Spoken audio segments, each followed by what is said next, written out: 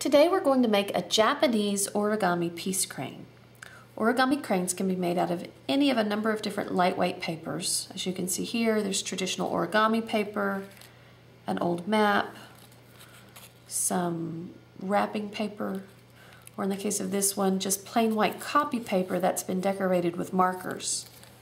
Today we're just going to use copy paper, and I'm just going to throw a little bit of marker on the top of this very quickly, just so that we can see which side is up.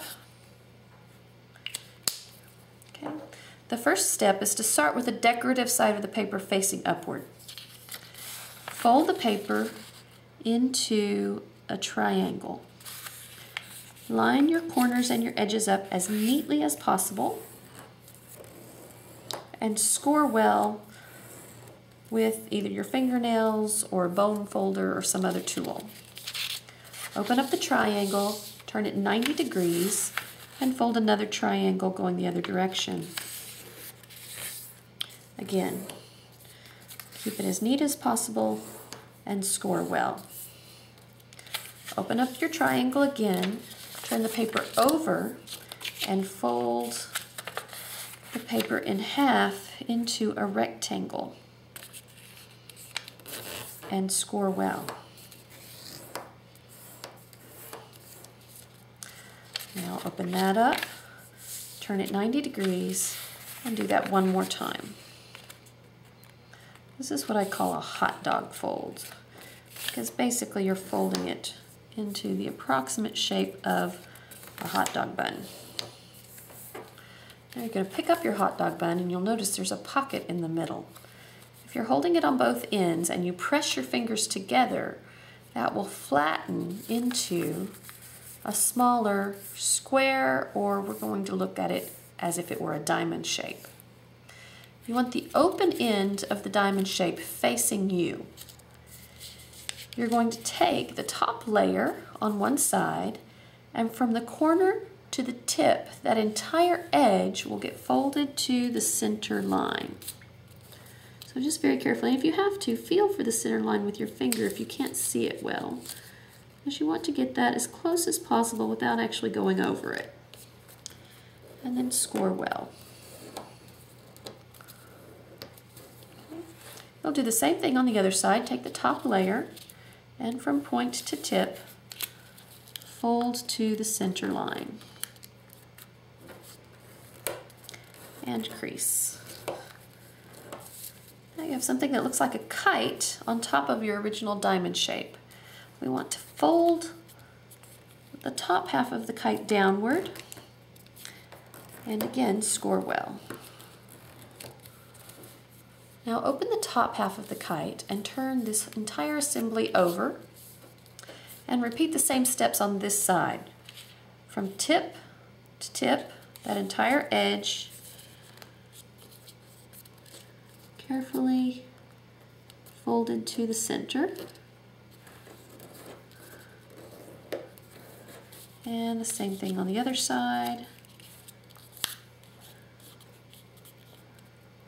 until you have something again that looks like a kite.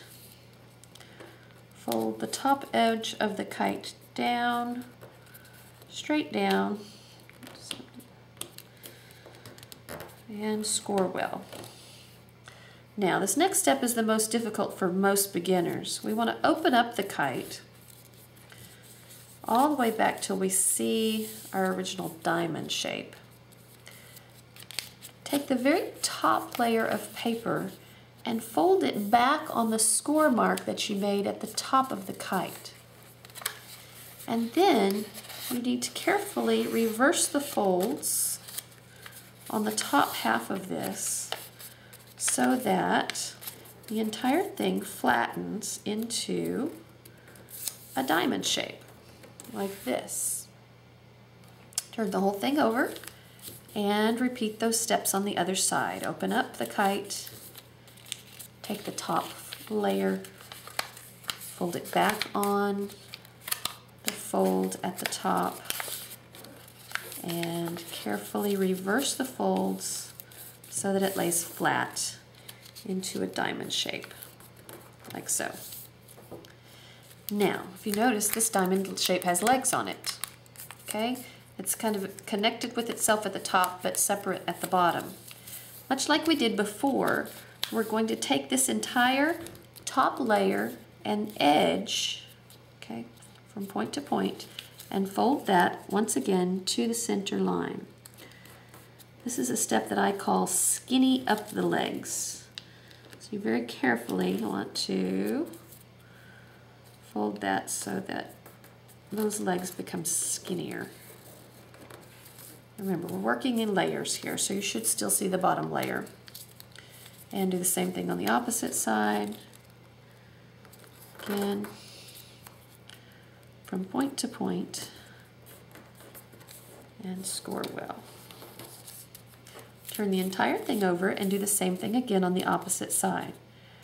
On the bottom side, that entire lower edge gets folded to the center so that our leg becomes much skinnier.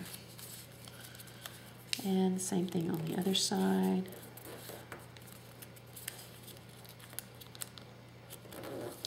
Like so. Now, we have another diamond shape, much thinner this time, with skinny legs. I want you to look at this entire thing as if it were a book. And take the top section that we could think of as a page on this side and fold it over to the other side. And then just sort of flatten the entire thing. Turn the whole thing over and do the same thing again. Take the side on the right and fold it to the left. And you should end up with something that looks like a fox with a long nose and pointy ears. Take the nose of the fox and fold it up to the point of the ears. Turn it over and do the same thing on the other side. Fold the fox's nose up to his ears. And then once again, we're going to look at this as if it were a book. Open on the right and fold to the left. Just going to make sure that everything's folding neatly on the inside as well. And then turn the whole thing over. Take the top page on the right and fold it to the left. And then you should notice that you have a couple of little skinny sections sitting inside of what will be our wings, right? So these little skinny sections, you want to pull them out a little bit and pinch at the bottom so they stay in place. Do that on both sides. Then one side will be the tail and the other side will be the head. It really doesn't matter which, but you want to bend down one end for the head. I put my index finger on top of it and then pinch toward my index finger with my middle finger and my thumb to reverse the fold at the top and flatten it out and give him a head.